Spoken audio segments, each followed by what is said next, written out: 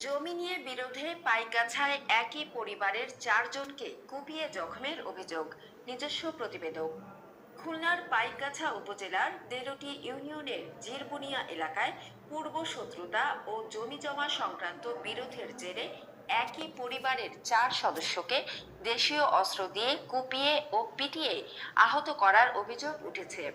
শনিবার 25 জুলাই সকাল 9:30টার দিকে জিরবুনিয়া 2 নম্বর স্লুইস গেট এলাকায় এ ঘটনা ঘটে। স্থানীয় সূত্র ও ভুক্তভোগীদের দাবি, জিরবুনিয়া গ্রামের আব্দুর রশিদ হাওলাদার ও তার সহযোগীরা মোহাম্মদ মুসলিম মোড়লের জমিতে জোরপূর্বক মাটি কাটছিলেন। খবর পেয়ে মুসলিম মোড়ল ও তার ভাইরা বাধা দিতে গেলে উভয় পক্ষের মধ্যে বাকবিতণ্ডা হয়। এক পর্যায়ে আব্দুর রশিদ হাওলাদারের নেতৃত্বে 4-5 জন দেশীয় অস্ত্র নিয়ে হামলা চালায়। এতে মোহাম্মদ মুসলিম মোড়ল, মোজাম্মেল হক, নিজাম মোড়ল এবং ফাতেমা বেগম গুরুতর আহত হন। অভিযোগ রয়েছে, মুসলিম ও নিজামের মাথা সহ শরীরের বিভিন্ন স্থানে ধারালো অস্ত্রের আঘাত করা হয়। ফাতেমা বেগমকে লাঠি, শাবল ও কোদাল দিয়ে মারধর করা হয়। স্থানীয়রা তাদের উদ্ধার করে খুলনা মেডিকেল কলেজ হাসপাতালে ভর্তি করেন। আহতদের মধ্যে 2 জন মুসলিম ও নিজামের অবস্থা আশঙ্কাজনক বলে জানা গেছে।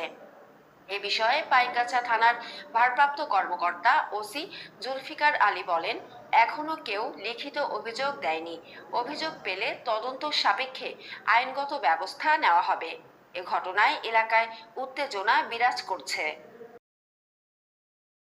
ঠিক আসছিল। এখন আমি বলছি যে এই যে রাস্তার বাড়ে মাটি না কেটে তোমরা ওই বাড়ির ভিতরে কাটো। এখন এই কথা বলা ছোটে ওরা উঠে এসে পরে নাপনা দিয়ে আমরা মাটি কাটবো, তুই বাধা দিলি, তোরে নাপনা দিয়ে আমাদের 3 ভাইরে একেবারে বাড়ি, আমার মাথায় কোপ মেরেছে, মাথায় নাপনা দিয়ে বাড়ি মেরেছে। প্রথমে আমারে মারিছে, তারপর আমার পিঠি মেরেছে। আমি অজ্ঞান অবস্থায় পুড়ে গেছি। পরে উঠে দেখি আমার ভাই একটা পড়া অজ্ঞান অবস্থায় পাশে, তারও এরকম কোপাইছে।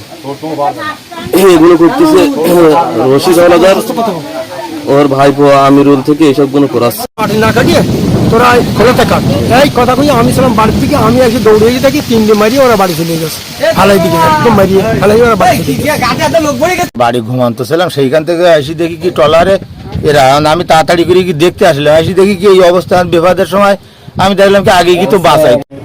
বলেন তো আপনাদের কারা মারছে আর কি কারণে মারছে সেটা একটু বলেন।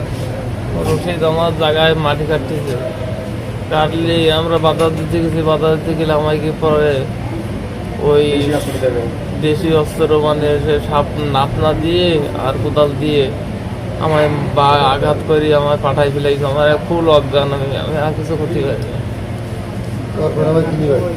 যে নিজাম মোড়ল বলতেছে যে এখানে মাটি কাটা যাবে না আলিবাড়ে। তারপরে ওরা জোর করে মাটি কাটতেছে, আর এক কথা 2 কথায় হামি তুমি শুরু হয়েছে বলি। ওরা আগে আপনাদের বাড়ি মেরেছে আছে হুসাইন আর 2 জন কাজের লোক ছিল। ওই জায়গায় রাস্তার পথে আমি আসতেছি, ওরা এখানে বলতেছে যে এই জায়গায় অবৈধভাবে মাটি কাটতেছে, তার মাটি কাছে এই জায়গায় কাটেনি, একটু সরে কাটে, এই 2 কথা বলেছে। আর ও নিয়ে আসি ওকে লাফনাদের বাড়ি মেরেছে। আমি রুগীর মেজো ভাই। গতকাল 25শে জুলাই আমাদের জমিতে রশিদ এবং তার সহযোগীরা জোরপূর্বক মাটি কাটতেছে। সেখানে আমরা বাধা দিতে গেছি। আমাদের দেশীয় অস্ত্র বলতে লাপনা এবং কোদাল দিয়ে আমার বড় ভাইয়ের মাথায় বাড়ি মারছে, আমার ছোট ভাইয়ের বাড়ি মারছে এবং আমারও বাড়ি মারছে। এবং আমার বড় ভাই মাথা ফেটে এখন মুমূর্ষ অবস্থায়, আমার ছোট ভাই এরকম মুমূর্ষ অবস্থায়। এখন এমতো অবস্থায় আমরা 250 বেডে চিকিৎসা দিলাম।